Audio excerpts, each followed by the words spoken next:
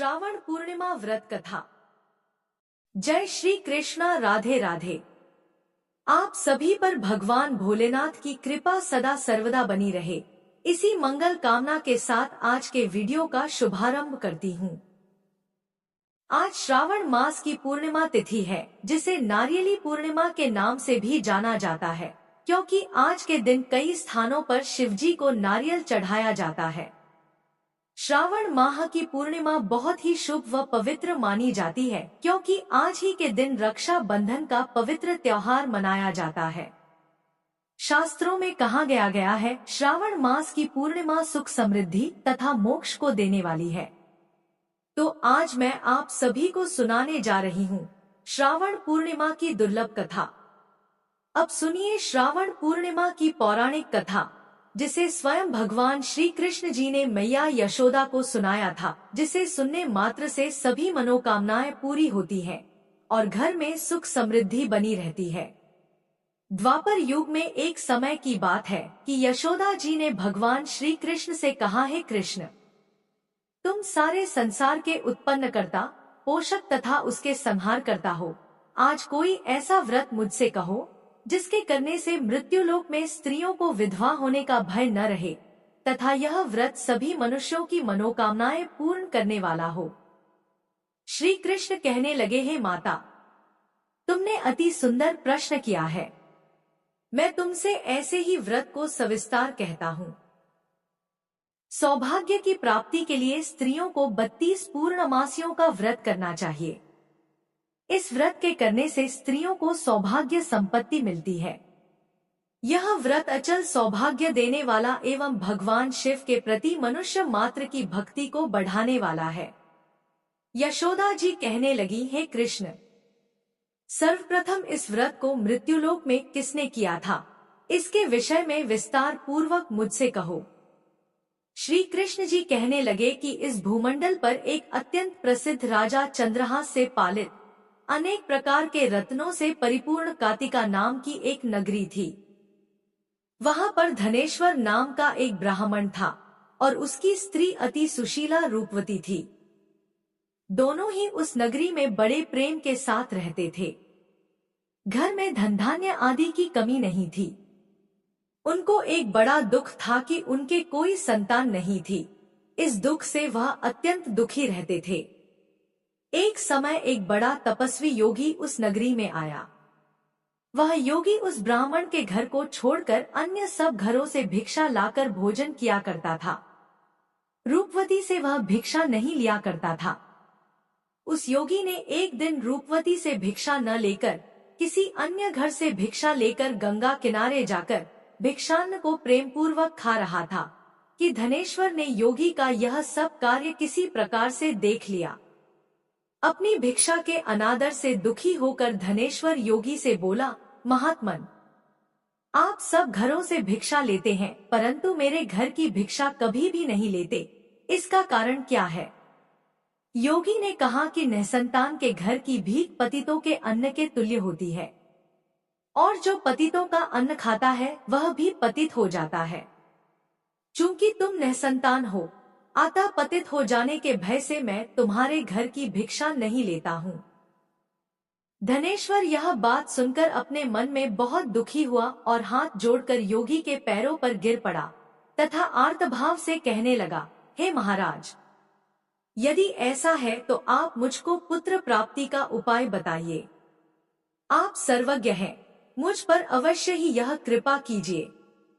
धन की मेरे घर में कोई कमी नहीं, परंतु मैं पुत्र न होने के कारण अत्यंत दुखी हूँ। आप मेरे इस दुख का हरण करें, आप सामर्थ्यवान हैं। यह सुनकर योगी कहने लगे, हे ब्राह्मण, तुम चंडी की आराधना करो। घर आकर उसने अपनी स्त्री से सब वृत्तांत कहा और स्वयं तप के निमित्त वन में चला गया। वन में जाकर उसने चंडी की उपासना की और उपवास किया। चंडी ने 16वें दिन उसको स्वप्न में दर्शन दिया और कहा, हे धनेश्वर, जा तेरे पुत्र होगा, परंतु वह 16 वर्ष की आयु में ही मृत्यु को प्राप्त हो जाएगा। यदि तुम दोनों स्त्री पुरुष 32 पूर्णमासियों का व्रत विधि पूर्वक करोगे तो वह दीर्घायु होगा। जितनी तुम्हारी सामर्थ्य हो आटे के दिए बनाकर शिव जी का पूजन करना, परंतु पूर्णमासी को 32 हो जाने चाहिए। प्रातःकाल होने पर इस स्थान के समीप ही तुम्हें एक आम का वृक्ष दिखाई देगा। उस पर तुम चढ़कर एक फल तोड़कर शीघ्र अपने घर चले जाना। अपनी स्त्री से सब वृत्तांत कहना। ऋतु स्नान के पश्चात वह स्वच्छ होकर भगवान शंकर जी का ध्यान करके उस फल को खा लेगी। तब शंकर भगवान की कृपा से उसको गर्भ हो जाएगा। जब वह ब्राह्मण प्रातःकाल उठा तो उसने उस स्थान के पास ही एक आम का वृक्ष देखा, जिस पर एक अत्यंत सुंदर आम का फल लगा हुआ था। उस ब्राह्मण ने उस आम के वृक्ष पर चढ़कर उस फल को तोड़ने का प्रयत्न किया, परंतु वृक्ष पर कई बार प्रयत्न करने पर भी वह न चढ़ पाया। तब तो उस ब्राह्मण को बहुत चिंता हुई और विघ्न विनाशक श्री गणेश जी की वंदना करने लगा। हे दयानिधे, अपने भक्तों के विघ्नों का नाश करके उनके मंगल कार्य को करने वाले, दुष्टों का नाश करने वाले, रिद्धि सिद्धि के देने वाले, आप मुझ पर कृपा करके इतना बल दें कि मैं अपने मनोरथ को पूर्ण कर सकूं। इस प्रकार गणेश जी की प्रार्थना करने पर उनकी कृपा से धनेश्वर वृक्ष पर चढ़ गया और उसने एक अति सुंदर आम का फल देखा। उसने विचार किया कि जो वरदान से फल मिला था वह यह है और कोई फल दिखाई नहीं देता। उस धनेश्वर ब्राह्मण ने जल्दी से उस फल को तोड़कर अपनी स्त्री को लाकर दिया और उसकी स्त्री ने अपने पति के कथनानुसार उस फल को खा लिया और वह गर्भवती हो गई। देवी जी की असीम कृपा से उसे एक अत्यंत सुंदर पुत्र उत्पन्न हुआ, जिसका नाम उन्होंने देवीदास रखा। माता पिता के हर्ष और शोक के साथ वह बालक शुक्ल पक्ष के चंद्रमा की भांति अपने पिता के घर में बढ़ने लगा। भवानी की कृपा से वह बालक बहुत ही सुंदर, सुशील और विद्या पढ़ने में बहुत ही निपुण हो गया। दुर्गा जी की आज्ञानुसार उसकी माता ने 32 पूर्णमासी का व्रत रखना प्रारंभ कर दिया था, जिससे उसका पुत्र बड़ी आयु वाला हो जाए। 16वां वर्ष लगते ही देवीदास के माता पिता को बड़ी चिंता हो गई कि कहीं उनके पुत्र की इस वर्ष मृत्यु न हो जाए। इसलिए उन्होंने अपने मन में विचार किया कि यदि यह दुर्घटना उनके सामने हो गई तो वे कैसे सहन कर सकेंगे।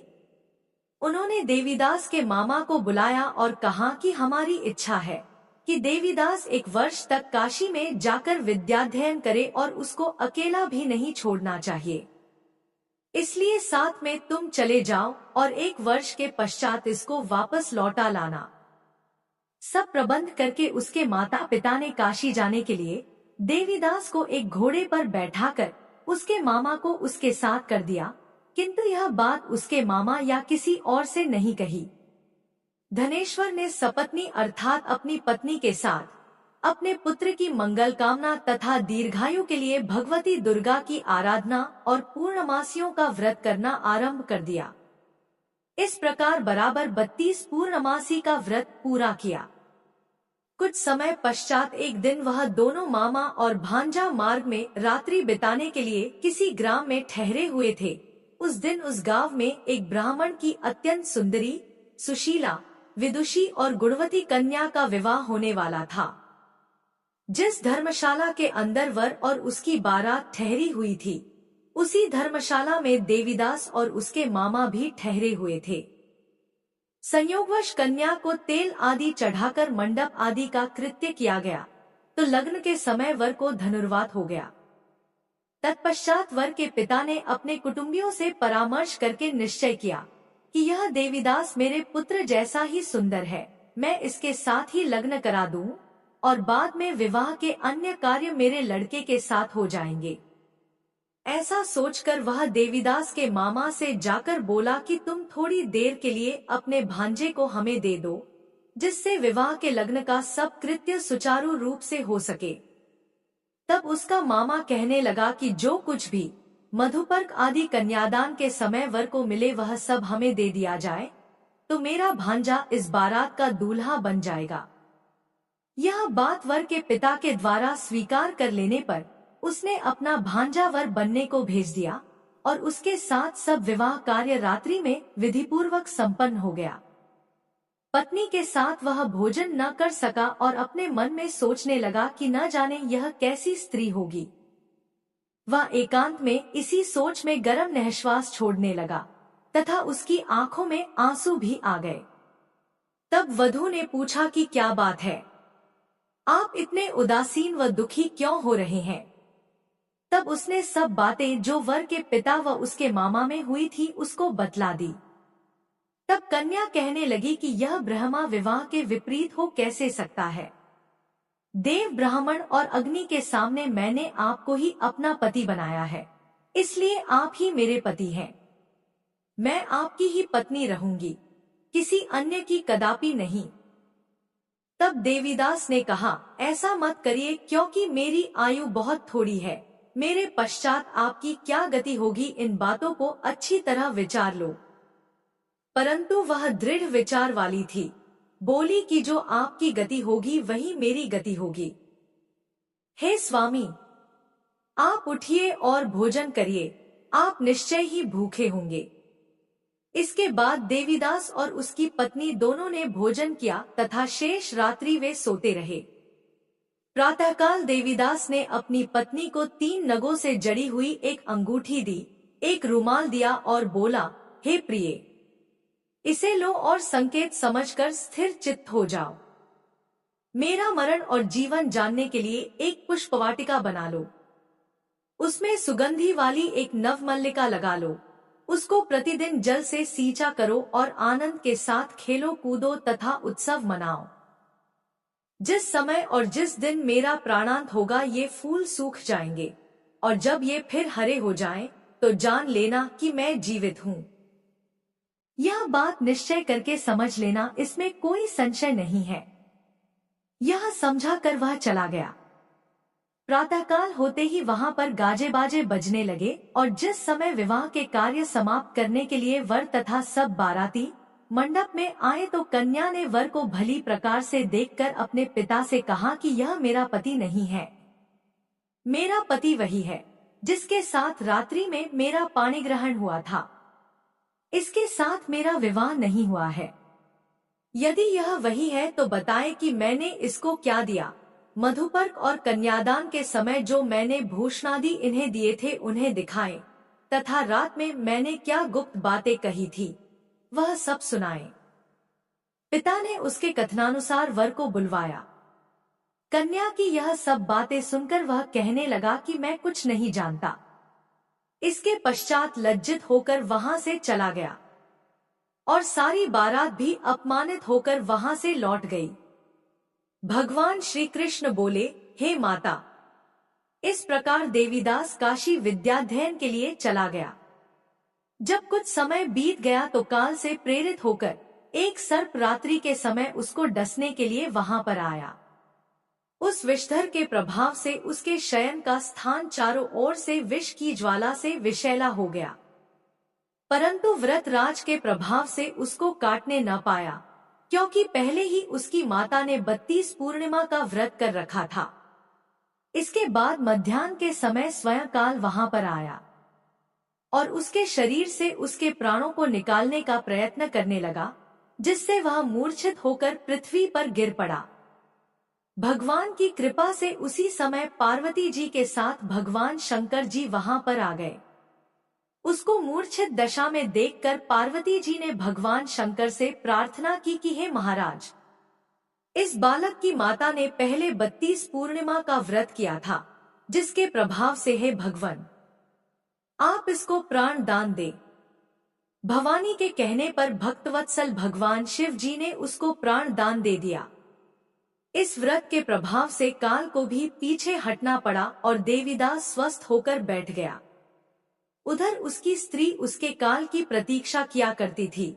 जब उसने देखा कि उस पुष्प वाटिका में पत्र पुष्प कुछ भी नहीं रहे, तो उसको अत्यंत आश्चर्य हुआ और जब वह वैसे ही हरी भरी हो गई, तत्पश्चात वह जान गई कि वह जीवित हो गए हैं। यह देखकर वह बहुत प्रसन्न मन से अपने पिता से कहने लगी कि पिताजी, मेरे पति जीवित हैं, आप उनको ढूंढिए। जब 16वां वर्ष व्यतीत हो गया तो देवीदास भी अपने मामा के साथ काशी से चल दिया। इधर उसके उसे श्वसुर उसको ढूंढने के लिए अपने घर से जाने वाले ही थे कि वह दोनों मामा भांजा वहां पर आ गए। उसको आया देखकर उसका श्वसुर बड़ी प्रसन्नता के साथ अपने घर में ले आया। उस समय नगर के निवासी भी वहां इकट्ठे हो गए और सबने निश्चय किया कि अवश्य ही इसी बालक के साथ इस कन्या का विवाह हुआ था। उस बालक को जब कन्या ने देखा तो पहचान लिया और कहा कि यह तो वही है जो संकेत करके गया था। तदुपरांत सभी कहने लगे कि भला हुआ जो यह आ गया, और सब नगरवासियों ने आनंद मनाया। कुछ दिन बाद देवीदास अपनी पत्नी और मामा के साथ अपने श्वसुर के घर से बहुत सा उपहारादि लेकर अपने घर के लिए प्रस्थान किया। जब वह अपने गांव के निकट आ गया तो कई लोगों ने उसको देखकर उसके माता पिता को पहले ही जाकर खबर दे दी कि तुम्हारा पुत्र देवीदास अपनी पत्नी और मामा के साथ घर वापस आ रहा है। ऐसा समाचार सुनकर पहले तो उन्हें विश्वास ही नहीं हुआ, किंतु जब और लोगों ने भी आकर उनकी बात का समर्थन किया तो उनको बड़ा आश्चर्य हुआ। लेकिन थोड़ी देर में देवीदास ने आकर अपने माता पिता के चरणों में अपना सिर रखकर प्रणाम किया और उसकी पत्नी ने अपने सास ससुर के चरणों को स्पर्श किया। तो माता पिता ने अपने पुत्र और पुत्रवधू को अपने हृदय से लगा लिया और दोनों की आंखों से प्रेमाश्रु बह चले। अपने पुत्र और पुत्रवधू के आने की खुशी में धनेश्वर ने बड़ा भारी उत्सव किया और ब्राह्मणों को भी बहुत सा दान दक्षिणा देकर प्रसन्न किया। श्री कृष्ण जी कहने लगे कि इस प्रकार धनेश्वर 32 पूर्णिमाओं के व्रत के प्रभाव से पुत्रवान हो गया। जो भी स्त्रियां इस व्रत को करती हैं, वे जन्म जन्मांतर में वैधव्य का दुख नहीं भोगती और सदैव सौभाग्यवती रहती हैं। यह मेरा वचन है, इसमें कोई संदेह नहीं मानना। यह व्रत पुत्र पौत्रों को देने वाला तथा संपूर्ण मनोकामनाओं को पूर्ण करने वाला है। 32 पूर्णिमाओं का व्रत करने से व्रती की सब इच्छाएं भगवान शिवजी की कृपा से पूर्ण हो जाती हैं। अब सुनिए पूर्णिमा व्रत की दूसरी कथा। पौराणिक कथा के अनुसार एक बार की बात है, किसी नगर में एक सेठ और सेठानी रहते थे। सेठानी प्रतिदिन श्री हरि भगवान विष्णु की पूरी श्रद्धा से पूजा अर्चना किया करती थी, लेकिन उसका पूजा करना उसके पति यानी सेठ को बिल्कुल भी पसंद नहीं था। इसी कारण सेठ ने एक दिन अपनी पत्नी को घर से निकाल दिया। घर से निकाले जाने के बाद सेठानी जंगल की तरफ निकल पड़ी। रास्ते में जाते समय सेठानी ने जंगल में 4 आदमी को देखा जो मिट्टी खोद रहे थे। तब सेठानी उस आदमी के पास गई और उन लोगों से कहा, कृपया आप मुझे किसी काम पर रख लें। इसके बाद चारों आदमी ने सेठानी को नौकरी पर रख लिया। सेठानी के हाथ पांव बहुत ही कोमल थे, इस वजह से काम करते करते उसके हाथ पर छाले पड़ गए। सेठानी के हाथों को देखकर चारों आदमी ने कहा कि तुम यह काम छोड़ दो, तुम किसी अच्छे खानदान की लगती हो, इसकी जगह तुम हमारे घर के काम में हाथ बटा दो। सेठानी इस काम के लिए भी राजी हो गई। फिर वे चारों आदमी सेठानी को अपने घर ले गए। वहां चारों आदमी हर दिन 4 मुट्ठी चावल लाते थे और आपस में बांटकर उसे खा लेते थे। यह देखकर सेठानी को बहुत बुरा लगा। अगले दिन सेठानी ने चारों से कहा, सुनो भाई, तुम लोग कल से 4 मुट्ठी की जगह 8 मुट्ठी चावल लेकर आना। सेठानी के कहे अनुसार चारों आदमी अगले दिन 8 मुट्ठी चावल लेकर आए। उस चावल को सेठानी ने पकाकर सबसे पहले भगवान विष्णु को भोग लगाया और फिर चारों आदमियों को परोसा। जब चारों आदमी ने उस भोग लगाए भोजन को खाया तो उन लोगों को बहुत स्वादिष्ट लगा। उन्होंने सेठानी से कहा, बहन, आज जो तुमने खाना बनाया वह बेहद स्वादिष्ट है। इस पर सेठानी ने कहा, यह भोजन भगवान विष्णु का झूठा है, इसी वजह से आप लोगों को यह बहुत स्वादिष्ट लग रहा है। उधर सेठानी के जाने के बाद से सेठ भूखा रहने लगा। आसपास के लोग उसे देखकर ताने भी मारते थे कि यह आदमी सिर्फ अपनी पत्नी की वजह से ही भोजन किया करता था। ऐसा बार बार सुनने के बाद सेठ एक दिन अपनी पत्नी की तलाश में जंगल की तरफ निकल पड़ा। रास्ते में सेठ को मिट्टी खोदते हुए वही 4 आदमी दिखाई दिए। उसे देखकर सेठ ने कहा, सुनो भाई, क्या तुम मुझे काम पर रख सकते हो? तब चारों आदमी ने उसे काम पर रख लिया, किंतु मिट्टी खोदने से सेठ के हाथों में भी छाले पड़ने लगे, यहाँ तक कि उनके बाल भी उड़ गए। यह देखकर चारों आदमी को सेठ पर दया आ गई और उसने कहा, सुनो भाई, तुम इस काम को छोड़ दो। तुम किसी अच्छे घर के लगते हो, इसलिए तुम हमारे घर चलो, वहां कुछ काम में हाथ बटा लेना। सेठ ने उन चारों की बात मान ली और वह उनके साथ उनके घर चले गए। घर पहुंचने के बाद सेठ ने जैसे ही सेठानी को देखा वह पहचान गए, लेकिन सेठानी घूंघट में थी और सेठ के चेहरे को नहीं देख पाई। इस वजह से वह अपने पति को नहीं पहचान पाई। हर दिन की तरह इस दिन भी सेठानी ने भोजन बनाकर विष्णु भगवान को भोग लगाया और सभी को खाना परोसने लगी। जैसे ही सेठानी सेठ को भोजन देने लगी, तब स्वयं भगवान विष्णु ने सेठानी का हाथ पकड़ लिया और कहा, यह तुम क्या कर रही हो? यह सुनकर सेठानी ने कहा, मैं कुछ नहीं कर रही हूँ, मैं तो बस भोजन दे रही हूँ। भगवान विष्णु ने मेरा हाथ पकड़ लिया है। तब सेठानी से चारों आदमी ने कहा, हमें भी भगवान विष्णु के दर्शन कराओ। इसके बाद सेठानी हाथ जोड़कर भगवान विष्णु से अनुरोध करने लगी, हे प्रभु, आप मेरी तरह इन्हें भी दर्शन दे। तब भगवान विष्णु वहां प्रकट हो गए। इस दृश्य को देखते ही सेठ ने सेठानी से क्षमा मांगी और उसे अपने घर साथ चलने को कहा। फिर चारों भाइयों ने बहुत सारा धन देकर अपनी बहन को विदा किया। इस घटना के बाद से सेठ भी भगवान विष्णु के भक्त बन गए और उनकी श्रद्धा पूर्वक पूजा करने लगे। ऐसा करने से सेठ सेठानी के घर फिर से धन की वर्षा होने लगी।